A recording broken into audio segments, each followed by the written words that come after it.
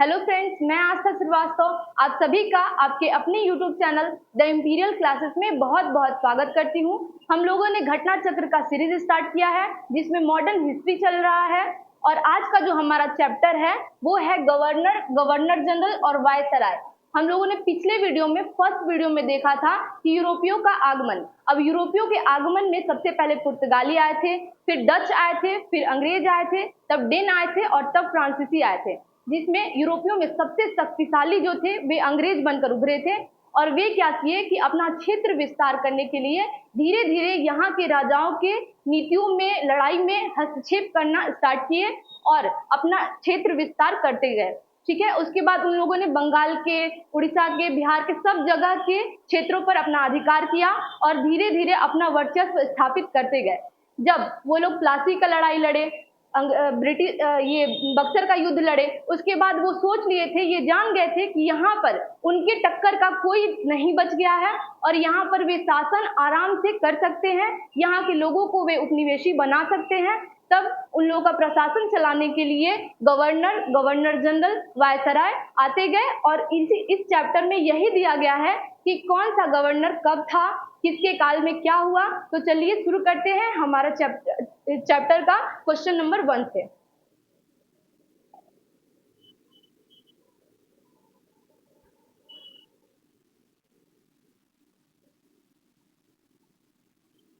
ये जो चैप्टर है इसका जो समरी दिया हुआ है ये आप लोग घर पे पढ़ सकते हैं, क्योंकि ये इस चैप्टर से अधिकतर क्वेश्चन पूछते रहता है।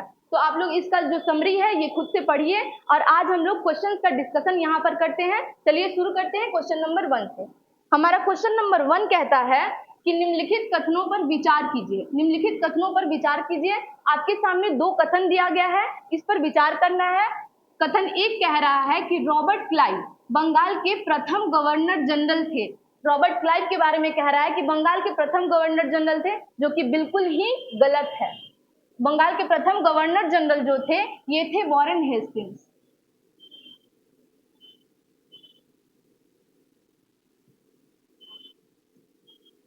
इसको ध्यान में रखेंगे। वॉरेन हेस्टिंग्स जो थे ये बंगाल के प्रथम गवर्नर जनरल थे। और कथन 2 कह रहा है कि विलियम बेंटिक भारत के प्रथम गवर्नर जनरल से कह रहा है, तो ये बिल्कुल ही सही हो जाएगा। बंगाल के प्रथम गवर्नर जनरल पूछे तो वॉरेन हेस्टिंग्स हो जाएगा और भारत के प्रथम गवर्नर जनरल पूछे तो विलियम बेंटिक हो जाएगा। इसलिए कथन 2 हमारा सिर्फ सही हो जाता है और ऑप्शन बी हमारा सही हो जाएगा, केवल 2। इसका एक्सप्लेनेशन देखते हैं। ये ध्यान में रखिएगा, ये आईएएस प्री 2007 में पूछा गया है, तो ये बहुत ही इंपॉर्टेंट क्वेश्चन है। ये बीपीएससी में भी पूछा जा सकता है, बिहार दरोगा में भी पूछा जा सकता है। इसका एक्सप्लेनेशन कहता है कि वॉरेन हेस्टिंग्स को 1774 ईस्वी, अब हम सभी जानते हैं कि 1773 ईस्वी में रेगुलेटिंग एक्ट आया था और 1774 ईस्वी में बंगाल का प्रथम गवर्नर जनरल नियुक्त किया गया वॉरेन हेस्टिंग्स को। 1834 ईस्वी में लॉर्ड विलियम बेंटिक को भारत का प्रथम गवर्नर जनरल बनाया गया, जो कि बिल्कुल सही है। रॉबर्ट क्लाइव जो था वो बंगाल का पहला गवर्नर बना। ये भी ध्यान में रखेंगे, गवर्नर जनरल पूछे कि बंगाल का कौन था तो वॉरेन हेस्टिंग्स हो जाएगा, लेकिन कहे कि बंगाल का पहला गवर्नर कौन था तो ये हो जाएगा रॉबर्ट क्लाइव, जो कि बिल्कुल सही हो जाएगा, जो इस पद पर 1758 से 60 ईस्वी एवं पुनः 1765 से 67 ईस्वी की अवधि में रहा। ठीक है, इसका एक्सप्लेनेशन याद रखेंगे। नेक्स्ट क्वेश्चन देखते हैं, क्वेश्चन नंबर 2।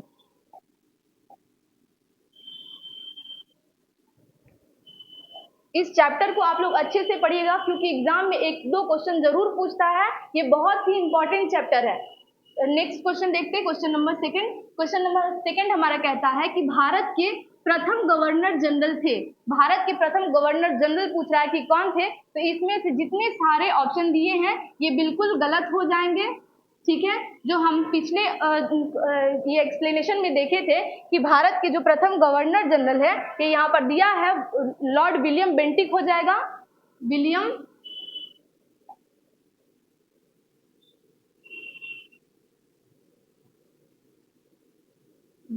बेंटिक, ठीक है। और ये विलियम बेंटिक जो थे इन्होंने सती प्रथा का और ठगी प्रथा का अंत किया था, और सती प्रथा का जो अंत किया था वो किसके सहयोग से किया था ये भी ध्यान में रखेंगे, राजा राम मोहन राय। राजा राम मोहन राय की सहायता से सती प्रथा का अंत किया था, इसको ध्यान में रखेंगे, ठीक है। नेक्स्ट क्वेश्चन, क्वेश्चन नंबर 3 कहता है कि भारत का प्रथम गवर्नर जनरल कौन था। तो सेम क्वेश्चन दिया है कि भारत का प्रथम गवर्नर जनरल कौन था। इसका 66 बीपीएससी प्री में पूछा गया है, इसको भी ध्यान में रखेंगे। ये कहता है कि भारत का प्रथम गवर्नर जनरल, तो इसका भी आंसर हो जाएगा विलियम बेंटिक, जो कि ऑप्शन में नहीं दिया गया है, इसलिए हमारा ई ऑप्शन जो है वो सही हो जाएगा कि उपर्युक्त में से कोई नहीं, विलियम बेंटिक, ठीक है, इसको ध्यान में रखेंगे। नेक्स्ट क्वेश्चन देखते हैं, क्वेश्चन नंबर 4।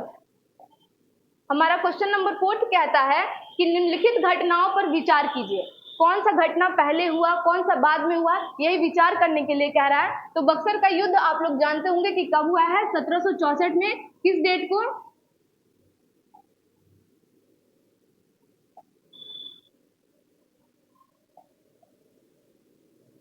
22 अक्टूबर 1764 को जो है बक्सर का युद्ध हुआ था, ठीक है। इलाहाबाद की जो संधि होती है ये अगस्त, इसको भी ध्यान में रखेंगे, अगस्त 1765 में हुआ था, ठीक है, 1765 में, ठीक। जो क्लाइव का पुनः भारत आगमन होता है ये भी मई 1765 में ही आया था, लेकिन मई में आया था, इसको ध्यान में रखेंगे, मई 1765 में।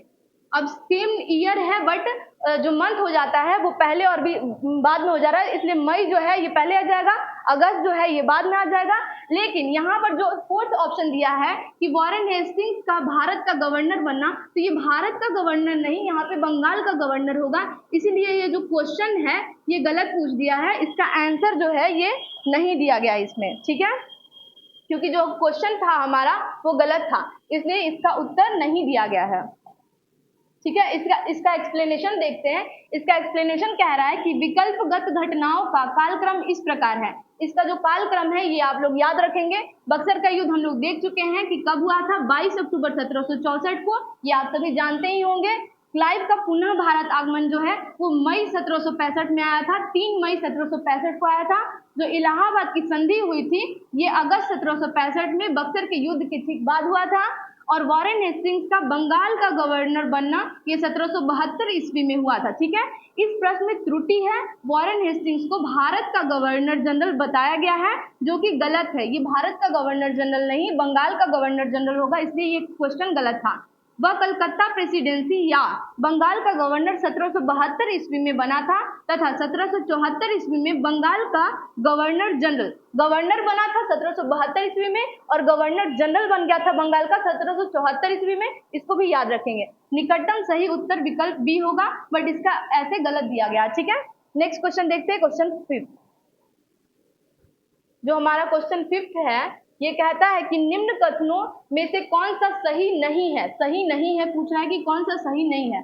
ऑप्शन ए जो है वो कहता है कि जन प्रशासन की नींव वॉरेन हेस्टिंग्स द्वारा मजबूती से रखी गई, जिस पर ऊपरी संरचना कॉर्नवालिस ने की, ठीक है। तो ये बिल्कुल सही हो जाएगा कि जो जन प्रशासन की नींव थी वो वॉरेन हेस्टिंग्स ने रखा था, लेकिन ऊपरी संरचना मजबूती से ये किया था कॉर्नवालिस ने, ठीक है। ये जो ऑप्शन बी है ये कहता है कि ईस्ट इंडिया कंपनी की असैनिक और सैनिक सुधार करने का श्रेय क्लाइव को है, ठीक है। ये बिल्कुल सही है, क्योंकि असैनिक सुधार जो उन लोग निजी व्यापार करते थे या फिर जो उपहार लेते थे उस पर ये प्रतिबंध लगाया था। यही कह रहा है कि असैनिक और सैनिक सुधार करने का श्रेय जो है वो क्लाइव को जाता है, जो बिल्कुल सही हो जाएगा। ऑप्शन सी कहता है कि लॉर्ड विलियम बेंटिक सबसे बड़े ब्रिटिश शासकों में से एक था, क्योंकि उसने भारत में ब्रिटिश साम्राज्य को संग्रहित किया। ये बिल्कुल गलत हो जाएगा, इसलिए ऑप्शन सी जो है ये सही हो जाता है हमारा। ऑप्शन डी कह रहा है कि लॉर्ड डलहौजी ने द्युति के सिद्धांत, जिसको आप लोग व्यपगत के सिद्धांत के नाम से जानते होंगे, वही है द्युति के सिद्धांत के आधार पर ब्रिटिश साम्राज्य में समृद्ध क्षेत्र जोड़े। तो ये कौन था, लॉर्ड डलहौजी, जो कि बिल्कुल सही है, इसलिए ऑप्शन सी जो है वो गलत हो जाएगा और इसका आंसर सही आंसर हो जाएगा ऑप्शन सी। और व्यपगत का सिद्धांत क्या था कि जिस क्षेत्र में उत्तराधिकारी नहीं होते थे उसको जो अंग्रेज थे वे अपने क्षेत्र में मिला लेते थे, और व्यपगत के सिद्धांत पे सबसे पहला जो क्षेत्र वे अपने क्षेत्र में मिलाए थे वो था सतारा, इसको भी ध्यान में रखेंगे। इसका एक्सप्लेनेशन देखते हैं। इसका एक्सप्लेनेशन कहता है कि क्लाइव के समय में असैनिक तथा सैनिक सुधार हुए, जो कि ऊपर दिया गया है और बिल्कुल सही है। असैनिक सुधारों के अंतर्गत क्लाइव ने उपहार लेना, मैं पहले बता चुकी हूँ कि उपहार लेना असैनिक सुधारों में से था, तथा निजी व्यापार बंद करा दिया, उसने आंतरिक कर देना अनिवार्य बना दिया। ये भी याद रखेंगे कि असैनिक सुधार में उसने आंतरिक कर जो देना था वो अनिवार्य कर दिया था। किसने? लॉर्ड डलहौजी ने, ठीक है, क्लाइव ने। इसको याद रखेंगे। सैनिक सुधारों के अंतर्गत क्लाइव ने आज्ञा दी कि दोहरा भत्ता बंद कर दिया जाए तथा जनवरी 1766 से यह भत्ता केवल उन सैनिकों को ही मिलता था जो बंगाल तथा बिहार की सीमा से बाहर कार्य करते थे। जन प्रशासन की नींव वॉरेन हेस्टिंग्स द्वारा, ये याद रखेंगे, जन प्रशासन की नींव वॉरेन हेस्टिंग्स द्वारा मजबूती से रखी गई, जिस पर ऊपरी संरचना कॉर्नवालिस ने तैयार किया। अब कॉर्नवालिस के समय में न्यायिक सुधार, फौजदारी कानून में सुधार, पुलिस सुधार, कर संबंधी सुधारों तथा व्यापारिक सुधारों से जन प्रशासन की नींव पड़ी। इसको भी ध्यान में रखेंगे। कह रहा है कि विलियम बेंटिक, जिसका कार्यकाल 1828 से 35 ईस्वी के शासन के 7 वर्षों में पुरानी निरंतर युद्धों तथा संयोजन की नीति को तिलांजलि दे दी गई। भारत के इतिहास में बेंटिक का नाम सामाजिक तथा प्रशासनिक सुधारों के कारण स्मरण किया जाएगा। हम लोग पहले देख चुके हैं कि सामाजिक सुधार में लॉर्ड विलियम बेंटिक ने सती प्रथा, ठगी प्रथा का अंत किया था, वही यहाँ पर दिया गया है। लॉर्ड डलहौजी 1848 से 56 ईस्वी ने व्यपगत के सिद्धांत के अंतर्गत 1848 ईस्वी में सतारा, इसको ध्यान रखेंगे, ये भी पूछता है कि सबसे पहले सतारा को व्यपगत के सिद्धांत के अनुसार अपना लिया गया था, अपने क्षेत्र में मिला लिया गया था। कब? ये 1848 ईस्वी में, इसको ध्यान रखेंगे। 1849 ईस्वी में जैतपुर तथा संभलपुर को, 1850 ईस्वी में बघाट को, 1852 ईस्वी में उदयपुर, 1854 ईस्वी में झांसी तथा 1854 ईस्वी में ही नागपुर का विलय कर लिया गया। किस सिद्धांत के अनुसार? व्यपगत के सिद्धांत के अनुसार, जिसको द्युति का सिद्धांत के नाम से भी जाना जाता है। 1856 ईस्वी में डलहौजी ने अवध का विलय कुप्रशासन के बहाने से किया था।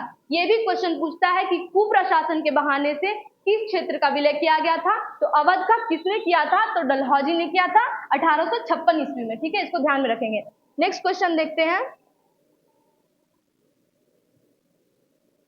हमारा नेक्स्ट क्वेश्चन, क्वेश्चन नंबर 6 कहता है कि भारत में ब्रिटिश साम्राज्य का संस्थापक कौन था? भारत में ब्रिटिश साम्राज्य का संस्थापक पूछ रहा है। तो प्लासी का युद्ध 1757 में होता है, जिसमें जो रॉबर्ट लॉर्ड क्लाइव था वो जीत जाता है, अंग्रेज जीत जाते हैं, अंग्रेजों का नेतृत्व कर रहा होता है रॉबर्ट लॉर्ड क्लाइव, इसलिए लॉर्ड क्लाइव को भारत में ब्रिटिश साम्राज्य का संस्थापक माना जाता है। इसका एक्सप्लेनेशन कहता है कि भारत में ब्रिटिश साम्राज्य का संस्थापक लॉर्ड क्लाइव को माना जाता है 23 जून 1757 को, डेट याद रख लीजिएगा, 23 जून 1757 को हुई प्लासी की लड़ाई में विजेता अंग्रेजी सेना का जो नेतृत्व करता था वो लॉर्ड क्लाइव था। इसी युद्ध के उपरांत बंगाल में ब्रिटिश साम्राज्य की नींव पड़ी, ठीक है, इसलिए लॉर्ड क्लाइव को ही भारत में ब्रिटिश साम्राज्य का संस्थापक माना जाता है, इसको ध्यान में रखेंगे। नेक्स्ट क्वेश्चन देखते हैं, क्वेश्चन नंबर 7। क्वेश्चन नंबर 7 कहता है कि अंग्रेजों के विरुद्ध बनारस विद्रोह का नेतृत्व किसने किया था? तो आपके पास 4 ऑप्शन दिया गया है, जिसमें सही आंसर हो जाएगा राजा चेत सिंह। राजा चेत सिंह ने बनारस विद्रोह का नेतृत्व किया था अंग्रेजों के विरुद्ध, ठीक है। इसका एक्सप्लेनेशन कहता है कि बनारस विद्रोह राजा चेत सिंह द्वारा 1781 में, डेट आप लोग ईयर याद कर लेंगे, 1781 में बनारस विद्रोह हुआ था। चेत सिंह ने अंग्रेजों के विरुद्ध नेतृत्व किया था, ठीक है। इस विद्रोह में तत्कालीन गवर्नर जो था वो जनरल वॉरेन हेस्टिंग्स था, ने अपने सैनिकों के साथ भागकर चुनार के किले में शरण लिया। चुनार मिर्जापुर आसपास है, ये यूपी में पड़ता है, चुनार यूपी में पड़ता है, इसको भी ध्यान में रखेंगे। ये जाके चुनार के किले में शरण ले लिया था, ठीक है। नेक्स्ट क्वेश्चन देखते हैं, क्वेश्चन नंबर 8। जो हमारा क्वेश्चन नंबर 8 है वो कहता है कि कलकत्ता में एशियाटिक सोसाइटी की स्थापना, जो एशियाटिक सोसाइटी है इसकी स्थापना 1784 में हुआ था। कलकत्ता में एशियाटिक सोसाइटी की स्थापना के समय बंगाल का गवर्नर जनरल पूछ रहा है कि कौन था, ठीक है। तो एशियाटिक सोसाइटी जब स्थापना होता है 1784 में कलकत्ता में, तो इस समय जो बंगाल का गवर्नर जनरल था ये था लॉर्ड वॉरेन हेस्टिंग्स, और इसका कार्यकाल यहाँ पर दिया गया है 1774 से 1785 था, इसलिए हमारा सही आंसर हो जाएगा लॉर्ड वॉरेन हेस्टिंग्स, ठीक है। नेक्स्ट क्वेश्चन देखते हैं, क्वेश्चन नंबर 9। क्वेश्चन नंबर 9 कहता है कि सुरक्षा प्रकोष्ठ की नीति संबंधित है। सुरक्षा प्रकोष्ठ की नीति संबंधित है, जिसको रिंग फेंस की नीति भी कहते हैं। अब सुरक्षा प्रकोष्ठ क्या है कि हम आपके क्षेत्र का ये सुरक्षा करते हैं, जिसकी वजह से आप हमारे क्षेत्र का भी सुरक्षा कर लेंगे। यही था सुरक्षा प्रकोष्ठ की नीति, और इसको रिंग फेंस की नीति के भी नाम से जानते हैं। ये कह रहा है कि किससे संबंधित है, तो इसका सही आंसर हो जाएगा वॉरेन हेस्टिंग्स से। सुरक्षा प्रकोष्ठ की नीति जो है वो वॉरेन हेस्टिंग्स से संबंधित थी। इसका एक्सप्लेनेशन कहता है कि सुरक्षा प्रकोष्ठ या घेरे की नीति से वॉरेन हेस्टिंग्स तथा वेलेस्ली, अगर ऑप्शन में वॉरेन हेस्टिंग्स और वेलेस्ली दोनों दिया रहता है, तो अगर ई ऑप्शन रहता है कि इनमें से उपयुक्त से अधिक, तो हमारा उपयुक्त से अधिक हो जाएगा, क्योंकि वॉरेन हेस्टिंग्स और वेलेस्ली दोनों सुरक्षा प्रकोष्ठ या घेरे की नीति से संबंधित थे। इसको ध्यान में रखेंगे। वॉरेन हेस्टिंग्स ने मैसूर तथा मराठों के साथ युद्ध अन्य भारतीय रियासतों के साथ बराबरी की पदवी प्राप्त करने की भावना से किया। इस समय कंपनी ने अपने राज्य के चारों ओर मध्य राज्य बनाने का प्रयत्न किया।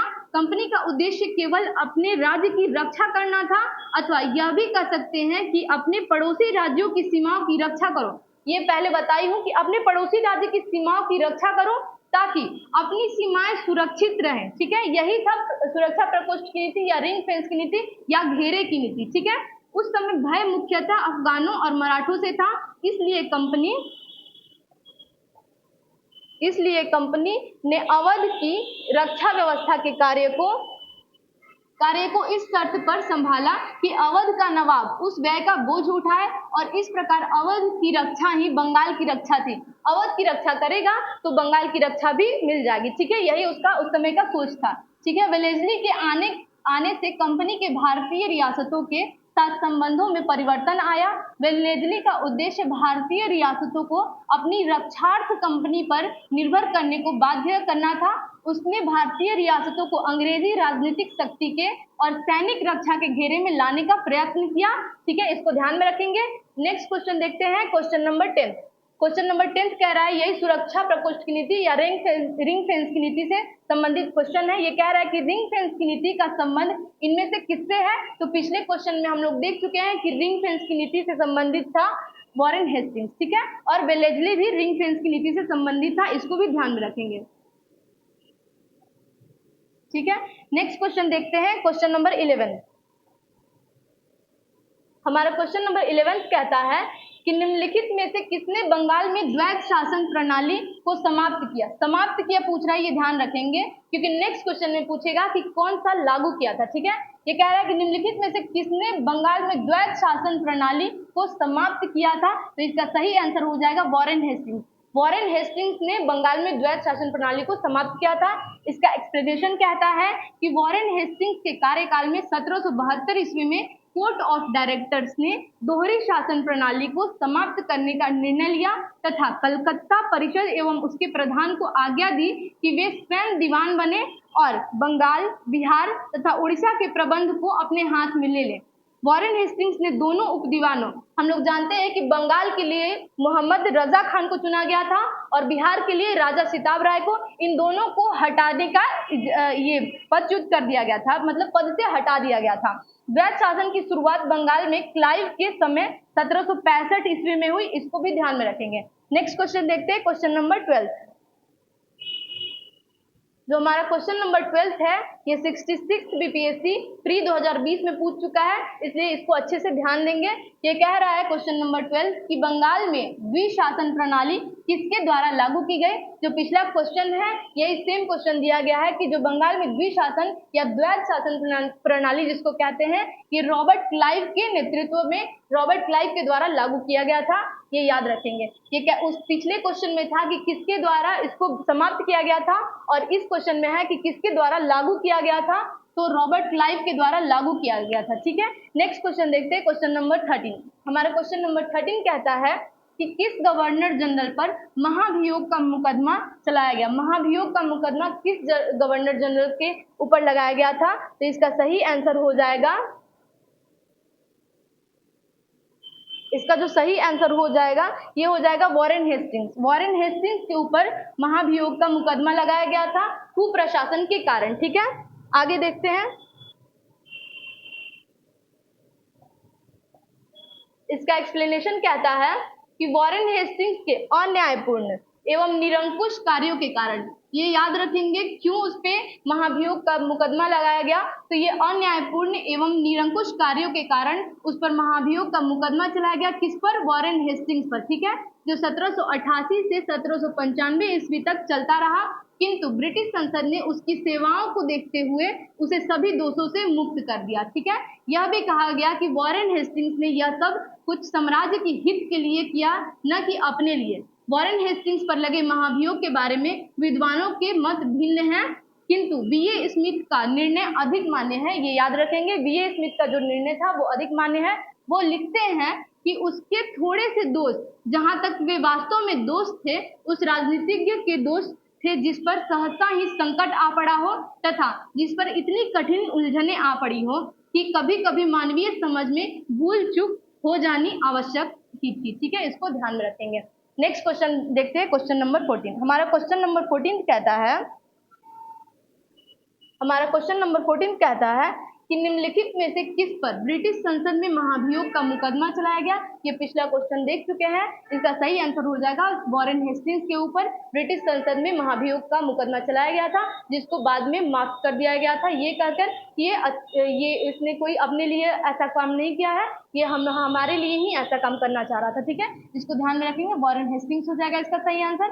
अब क्वेश्चन नंबर 15 देखते हैं। हमारा क्वेश्चन नंबर 15 कहता है कि वेलोर का विद्रोह किस गवर्नर जनरल के समय में हुआ था, तो इसका सही आंसर हो जाएगा सर जॉर्ज बार्लो।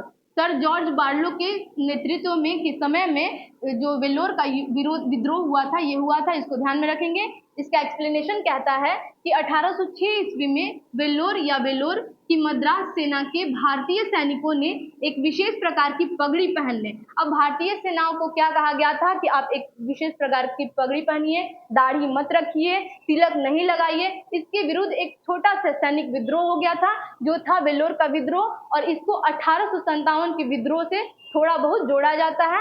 ये आगे कह रहा है कि दाढ़ी मुंडवाने तथा तिलक न लगाने के विरुद्ध विद्रोह कर दिया। इस समय governor general sir George Barlow था, इसको ध्यान में रखेंगे। वेलोर के विद्रोह के समय गवर्नर जनरल जो था वो जॉर्ज बार्लो था। इसी के काल में बैंक ऑफ कलकत्ता की भी स्थापना की गई। वेलोर के विद्रोह को 1857 की क्रांति का पूर्वगामी भी माना जाता है, इसको ध्यान में रखेंगे। नेक्स्ट क्वेश्चन देखते हैं, क्वेश्चन नंबर 16।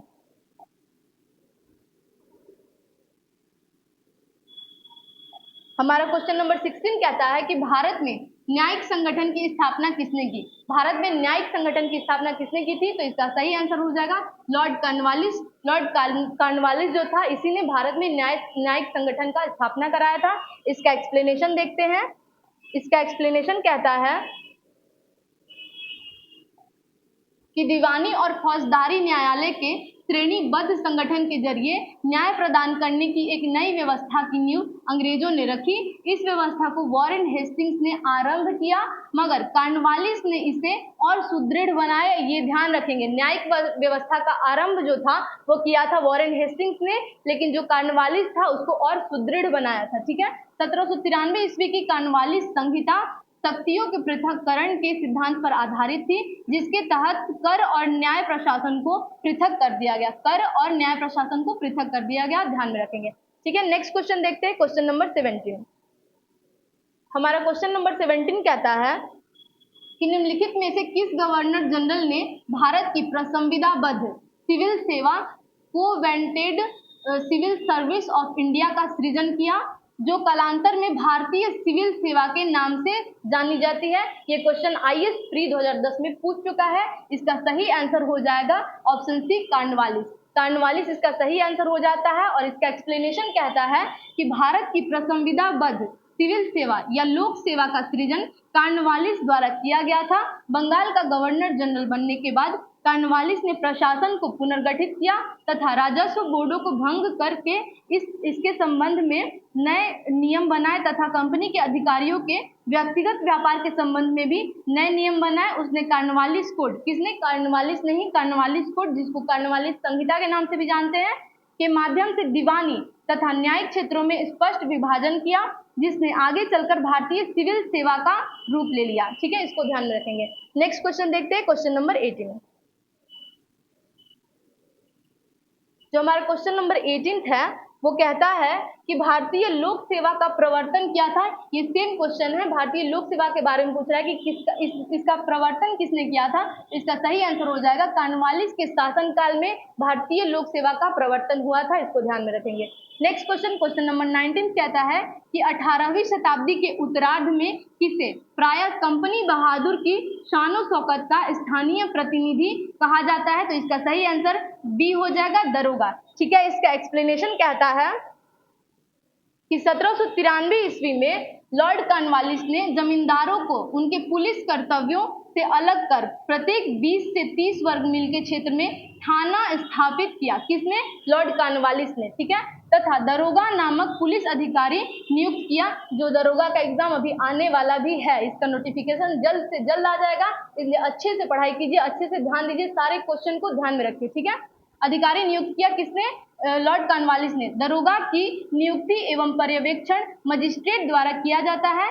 किसान दरोगा को कंपनी बहादुर की शानो शौकत का स्थानीय प्रतिनिधि मानते थे। ठीक है, इसको ध्यान में रखेंगे। नेक्स्ट क्वेश्चन देखते हैं। हमारा नेक्स्ट क्वेश्चन, क्वेश्चन नंबर 20 कहता है कि लॉर्ड कॉर्नवालिस की कब्र कहाँ स्थित है। लॉर्ड कॉर्नवालिस की कब्र पूछ रहा है कि कहाँ स्थित है। तो ये कब्र जो है गाजीपुर यूपी में स्थित है। किसकी? लॉर्ड कॉर्नवालिस की, इसको ध्यान में रखेंगे। इसका एक्सप्लेनेशन कहता है कि लॉर्ड कॉर्नवालिस 1786 से 1793 ईस्वी एवं 30 जुलाई 1805 से 5 अक्टूबर 1805 तक बंगाल का गवर्नर जनरल रहा। ठीक है, इसको ध्यान रखेंगे। इसे भारत में इस्तमरारी अथवा स्थायी बंदोबस्त, न्यायिक संहिता एवं भारतीय लोक सेवा के प्रवर्तक के रूप में जाना जाता है। इसको ध्यान में रखेंगे। ये भी क्वेश्चन पूछता है कि इस्तमरारी अथवा स्थायी बंदोबस्त, न्यायिक संहिता एवं भारतीय लोक सेवा के प्रवर्तक के रूप में किसको जाना जाता है। तो इसका भी आंसर हो जाएगा लॉर्ड कॉर्नवालिस। इसकी मृत्यु यानी लॉर्ड कॉर्नवालिस की मृत्यु 5 अक्टूबर 1805 को गाजीपुर उत्तर प्रदेश में हुई थी। यहीं पर इसकी कब्र स्थित है। ठीक है, इसको ध्यान में रखेंगे। नेक्स्ट क्वेश्चन देखते हैं, क्वेश्चन नंबर 21। जो हमारा क्वेश्चन नंबर 21 है, ये कहता है कि लॉर्ड वेलेस्ली द्वारा लागू की गई सहायक संधि, इसको ध्यान में रखेंगे। सहायक संधि किसके द्वारा लागू की गई थी? लॉर्ड वेलेस्ली के द्वारा। ठीक है, व्यवस्था के बारे में निम्नलिखित में से कौन सा कथन लागू नहीं होता है। ठीक है, ऑप्शन ए कह रहा है, यानी कथन ए कहता है कि दूसरों के खर्च पर एक बड़ी सेना बनाए रखना, ये बिल्कुल सही है। भारत को नेपोलियन के खतरे से सुरक्षित करना, ये भी सही है। कंपनी के लिए नियत आय का प्रबंध करना, ये बिल्कुल गलत है। कंपनी के लिए नियत आय का प्रबंध करना ये इसमें शामिल नहीं था। ऑप्शन डी कह रहा है कि भारतीय रियासतों के ऊपर ब्रिटिश सर्वोच्चता स्थापित करना, ये बिल्कुल सही है। इसलिए इस क्वेश्चन का सही आंसर हो जाएगा ऑप्शन सी, क्योंकि ये बिल्कुल ही गलत है। और यहाँ पूछ रहा है कि कौन सा कथन लागू नहीं होता है। इसका एक्सप्लेनेशन देखते हैं। इसका एक्सप्लेनेशन कहता है कि लॉर्ड वेलेस्ली ने भारतीय राज्यों को अंग्रेजी राजनीतिक परिधि में लाने के लिए सहायक संधि प्रणाली का प्रयोग किया। उस समय फ्रांस के विरुद्ध यूरोपीय शक्तियों का बना हुआ मोर्चा छिन्न भिन्न हो चुका था।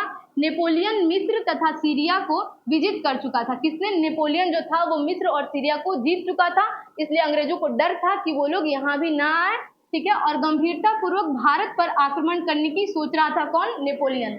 ऐसी परिस्थिति में वेलेस्ली ने भारत में सहायक संधि प्रणाली का प्रयोग किया, जिससे अंग्रेजी सत्ता की श्रेष्ठता स्थापित हो गई और नेपोलियन का भय भी टल गया। सहायक संधि की शर्तों में एक यह शर्त भी थी कि संधि को स्वीकार करने वाली रियासत कंपनी की एक सेना को रखेगी, जिसका सारा खर्च राज्य को देना पड़ेगा। ठीक है, इस सेना को चलाने का अधिकार केवल कंपनी को होगा। सहायक संधि को स्वीकार करने वाला राज्य किसी भी यूरोपीय या अंग्रेजों के दुश्मनों की सहायता नहीं करेगा। जो भी सहायक संधि को स्वीकार कर लेते हैं वो किसी भी यूरोपीय या अंग्रेजों की जो भी दुश्मन है उनकी सहायता नहीं करेगा। ठीक है, ये कह रहा है, और उनके किसी भी व्यक्ति को नौकरी नहीं देगा। मतलब जो भी अंग्रेजों के दुश्मन है उनके किसी भी व्यक्ति को यहाँ पर नौकरी नहीं देगा, जो भी सहायक संधि को जो राज्य जो क्षेत्र स्वीकार कर लिया है। ठीक है, इसको ध्यान में रखेंगे। नेक्स्ट क्वेश्चन देखते हैं हमारा क्वेश्चन नंबर 22। क्वेश्चन नंबर 22 कहता है कि लॉर्ड वेलेस्ली की सहायक संधि को स्वीकार करने वाला पहला मराठा सरदार कौन था। लॉर्ड वेलेस्ली जो सहायक संधि लाया था उसके अनुसार सबसे पहला जो मराठा सरदार था वो कौन स्वीकार किया था? वो कहता है कि पेशवा बाजीराव द्वितीय जो था इसने स्वीकार किया था लॉर्ड वेलेस्ली की सहायक संधि को सबसे पहले। ठीक है, इसका एक्सप्लेनेशन देखते हैं। इसका एक्सप्लेनेशन कहता है कि दौलत राव सिंधिया और जसवंत होलकर दोनों पूना में अपने को सर्वश्रेष्ठ प्रदर्शित करना चाहते थे। बाजीराव द्वितीय सिंधिया का साथ दे रहा था। जो बाजीराव द्वितीय था वो सिंधिया का साथ दे रहा था। उसने 1801 ईस्वी में जसवंत के भाई की हत्या कर दी। परिणाम स्वरूप जसवंत होलकर की सेना ने पूना पर आक्रमण कर पेशवा और सिंधिया की संयुक्त सेना को परास्त कर दिया। बाजीराव द्वितीय ने भागकर बसीन में शरण ली तथा 31 दिसंबर 1802 को अंग्रेजों से बसीन की संधि की। इसको ध्यान में रखेंगे, ये डेट ध्यान में रखेंगे कि बसीन की संधि जो हुआ था वो 31 दिसंबर 1802 को हुआ था। संधि के अनुसार पेशवा बाजीराव द्वितीय ने अंग्रेजों की संरक्षकता स्वीकार कर ली। यह संधि मराठों द्वारा अंग्रेजों के साथ की गई प्रथम सहायक संधि थी, इसको ध्यान में रखेंगे। बसीन की जो संधि थी वो मराठों और अंग्रेजों के द्वारा हुआ था। ठीक है, नेक्स्ट क्वेश्चन देखते हैं, क्वेश्चन नंबर 23। हमारा क्वेश्चन नंबर 23 कहता है कि 1802 की बसीन की संधि पर हस्ताक्षर किसके मध्य हुआ था? इसका सही आंसर हो जाएगा ऑप्शन बी, अंग्रेज तथा बाजीराव द्वितीय के मध्य हुआ था, जो कि पिछले एक्सप्लेनेशन में हम लोग देख चुके हैं। नेक्स्ट क्वेश्चन, क्वेश्चन नंबर 24 देखते हैं। जो हमारा क्वेश्चन नंबर 24 है ये कहता है कि सहायक संधि को स्वीकार करने वाला पहला शासक कौन था? ठीक है, अब यहाँ पे सहायक संधि को स्वीकार करने वाला पहला शासक पूछ रहा है कि कौन था, तो ये हो जाएगा ऑप्शन ए, अवध का नवाब जो था ये पहला शासक था जिसने सहायक संधि को स्वीकार किया था।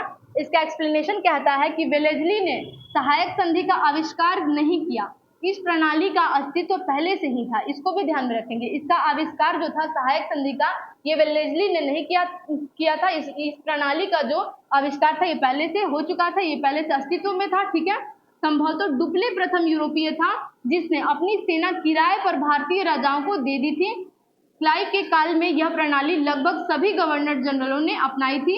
वेलेस्ली की विशेषता केवल यह थी कि उसने इसका विकास कर अपने संपर्क में आने वाले सभी देशी राजाओं के संबंधों में इसका प्रयोग किया। प्रथम सहायक संधि 1765 ईस्वी में अवध से की गई, इसको ध्यान रखेंगे। जो पहला सहायक संधि था वो 1765 में किससे किया गया? अवध से किया गया। जब कंपनी ने निश्चित धन के बदले उसकी सीमाओं की रक्षा करने का वचन दिया और अवध ने एक अंग्रेज रेजिडेंट को लखनऊ में रखना स्वीकार किया। अब नोट में कह रहा है कि यदि प्रश्न में वेलेस्ली की सहायक संधि को स्वीकार करने वाले प्रथम राज्य के बारे में पूछा जाए तो इसका उत्तर हैदराबाद होगा। अगर किसी राज्य के बारे में पूछे कि वेलेस्ली की सहायक संधि स्वीकार करने वाला प्रथम राज्य कौन था, तो इसका सही आंसर हो जाएगा हैदराबाद, इसको ध्यान में रखेंगे। नेक्स्ट क्वेश्चन देखते हैं। क्वेश्चन नंबर 25 कहता है कि सहायक संधि को किसके काल में क्रियान्वित किया गया था? क्रियान्वित किया गया था किसके काल में? तो ये पिछले एक्सप्लेनेशन में हम लोग देख चुके थे कि लॉर्ड वेलेस्ली के काल में सहायक संधि को क्रियान्वित किया गया था। ठीक है, नेक्स्ट क्वेश्चन कह रहा है, क्वेश्चन नंबर 26 कि निम्न में से सहायक संधि स्वीकार नहीं की थी, किसने स्वीकार नहीं किया था कह रहा है। ठीक है, तो जो ऑप्शन ए कह रहा है कि हैदराबाद के निजाम ने, तो इसने स्वीकार किया था। इंदौर के होलकर राज्य ने, इसने भी स्वीकार किया था। नेक्स्ट देखते हैं।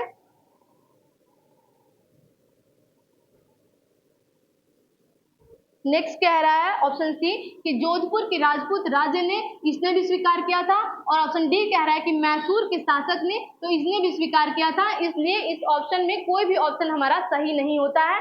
इसका एक्सप्लेनेशन देखते हैं कि लॉर्ड वेलेस्ली 1798 से 1805 ईस्वी ने भारतीय राज्यों को अंग्रेजी राजनीतिक परिधि में लाने के लिए सहायक संधि प्रणाली का प्रयोग किया। जिन राज्यों ने वेलेस्ली की सहायक संधि स्वीकार की, इसको याद रखिएगा, ये पूछ सकता है कि किन किन राज्यों ने और कब ये वेलेस्ली का सहायक संधि स्वीकार किया था। तो वे थे हैदराबाद जो कि 1798 और 1800 ईस्वी में स्वीकार किए थे, मैसूर 1799 में, तंजौर 1799 में, अवध 1801 में, पेशवा 1802 में, बरार के भोसले 1803 में और सिंधिया 1804 में। इंदौर के होलकर 6 जनवरी 1818, जोधपुर, जयपुर, मच्छेरी, बूंदी और भरतपुर। अतः प्रश्न में कोई भी विकल्प सही नहीं है, इसको ध्यान रखेंगे। नेक्स्ट क्वेश्चन कह रहा है, क्वेश्चन नंबर 27। जो हमारा क्वेश्चन नंबर 27 है ये कहता है कि सहायक संधि व्यवस्था को स्वीकार करने वाले प्रथम भारतीय देशी शासक कौन थे। प्रथम भारतीय देशी शासक पूछ रहा है कि कौन थे, तो इसका सही आंसर हो जाएगा हैदराबाद के निजाम, जो कि हम लोग पिछले एक्सप्लेनेशन में देख चुके हैं। ठीक है, क्वेश्चन नंबर 28 देखते हैं। क्वेश्चन नंबर 28 कहता है कि निम्नलिखित पर विचार कीजिए जिन्होंने लॉर्ड वेलेस्ली के साथ सहायक संधि की थी और उनके द्वारा किए गए संधियों का सही कालानुक्रम नीचे दिए हुए कूट से पता कीजिए। तो इसका सही आंसर हो जाएगा पहले हैदराबाद, तब मैसूर, फिर अवध, फिर सिंधिया। इसको ध्यान में रखेंगे, ये लगातार दे दिया गया है, इसको ध्यान में रखेंगे, इसलिए हमारा ऑप्शन ए जो है ये सही हो जाता है। नेक्स्ट क्वेश्चन देखते हैं। हमारा नेक्स्ट क्वेश्चन, क्वेश्चन नंबर 29 कहता है कि भारतीय राज्यों पर अंग्रेजी प्रभुत्व स्थापित करने के लिए किसने प्रशासन में सहायक संधि प्रणाली का सूत्रपात किया था। ठीक है, इसका ऑप्शन बी जो है ये लॉर्ड वेलेस्ली सही हो जाता है। इसका एक्सप्लेनेशन कहता है कि लॉर्ड वेलेस्ली ने भारतीय राज्यों को अंग्रेजी राजनीतिक परिधि में लाकर अंग्रेजों की प्रभुसत्ता स्थापित करने के लिए सहायक संधि प्रणाली का प्रयोग किया। इससे अंग्रेजी सत्ता का श्रेष्ठता और प्रभुसत्ता स्थापित हो गया, जो कि पिछले क्वेश्चन में एक्सप्लेनेशन में दिया गया है। ठीक है, नेक्स्ट क्वेश्चन, क्वेश्चन नंबर 30 देखते हैं। हमारा क्वेश्चन नंबर 30 कहता है कि ईस्ट इंडिया कंपनी का राजपूत राज्यों से सहायक संधि करने का मुख्य उद्देश्य क्या था। यहाँ पे मुख्य उद्देश्य पूछ रहा है, तो इसका जो ऑप्शन डी है ये हमारा सही हो जाएगा, अंग्रेजों की प्रभुसत्ता स्थापित करना, जो कि पिछले क्वेश्चन के एक्सप्लेनेशन में दिया गया था। आज के लिए इतना ही, आगे की वीडियो के लिए आप नेक्स्ट पार्ट देख सकते हैं और इस वीडियो को ज़्यादा से ज़्यादा लोगों के साथ शेयर कीजिए। Thank you so much.